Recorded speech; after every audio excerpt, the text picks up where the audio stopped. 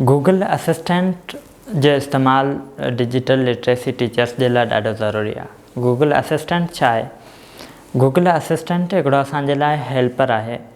जंहिंजे थ्रू असां काफ़ी शयूं जेके आहिनि उहे जेकॾहिं असांखे स्पेल नथी अचे, जेकॾहिं असांखे लिखणु नथो अचे, असां उन खे वॉइस जे थ्रू उन खां पुछी सघूं था। गूगल असिस्टेंट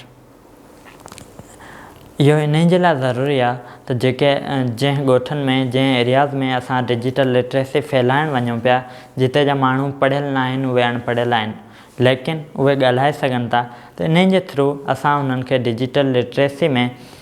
गूगल असिस्टेंट जो इस्तेमालु सेखारींदासीं त उहो जंहिं तरीक़े सां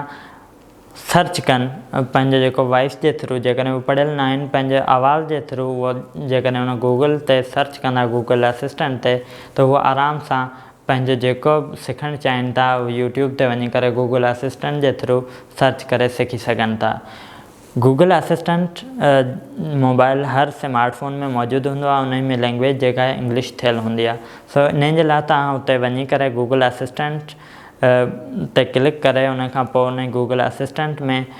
लैंग्वेजिस ते वञी करे एड लैंग्वेज में वञी करे तव्हां उतां खां उर्दू सिलेक्ट करे सघो था ऐं उन खां पोइ बआसानी तव्हां उर्दू में या सिंधी में गूगल असिस्टेंट ते जेकी कुझु सिखणु चाहियो था उहो सर्च करे सघो था।